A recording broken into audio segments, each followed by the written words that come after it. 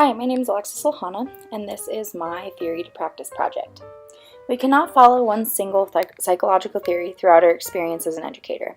We can say as much as we want that we are a behaviorist or constructivist, but in reality, we incorporate so many different theories into our teaching every single day. I relate best with parts of many theories, including behaviorism, humanism, constructivism, and experiential learning. Humanism looks at a student as a whole and relates specific behaviors to the environment that they are in.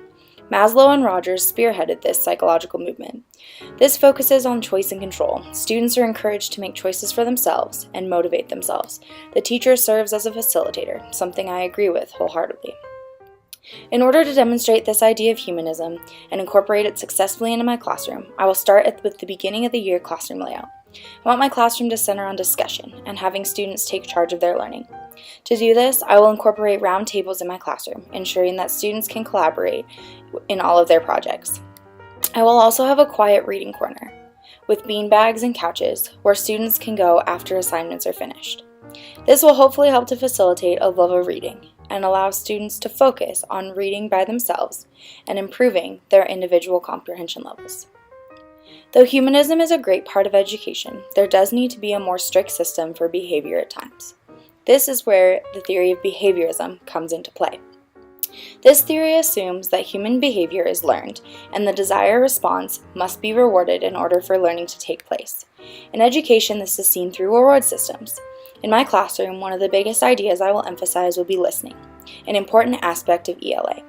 Not only do students need to learn how to listen quietly to stories being read, but students also need to learn to be respectful while the teacher is talking and while their peers are sharing information.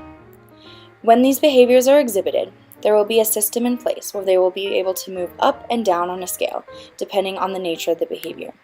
If they remain at the top of this scale until the end of the day, they will get some reward. I have observed that a clip-up chart or something similar has been a very positive effect on behavior, and once you tell one child to quote-unquote clip up, you see a change in behavior from a few other children. Moving on to the next theory, constructivism.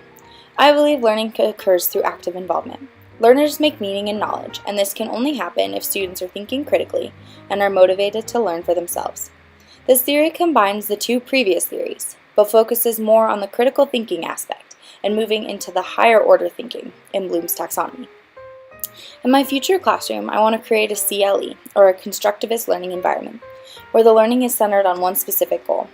Students need to learn content and theory in order to solve a problem. Something I would like to include in my classroom would be a debate, similar to what we did in class.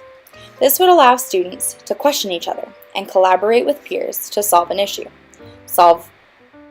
create a solution, or form opinions. My final theory that I want to educate by is experiential learning, where students get the chance to apply their knowledge and conceptual understandings to real-world learning.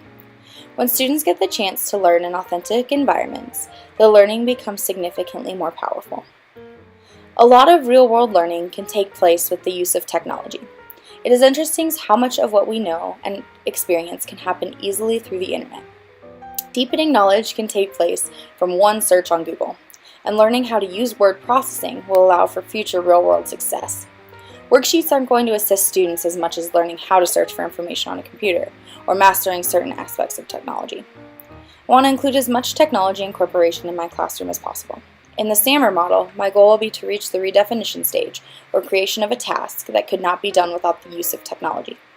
I want to use this technology to enhance students' learning, provide a place for them to research what they need to know, and then broaden their knowledge even more by getting them outside the classroom for real-world experience. These four theories, along with many others, will combine to create the most successful learning environment possible. Being aware of how I teach, the dynamic of my classroom, and student learning will help me to adjust my curriculum and teaching style for the best interests of my students. My end goal is to have a classroom where the students take charge of their learning. Sitting and lecturing will only take learning so far, but using psychological theories to assist the classroom layout will help me be as successful as possible. It will take much practice and will begin by being very confusing and unsure, but in the end, everything works out, and a love for teaching and helping each student learn will prevail. Thank you for watching and listening.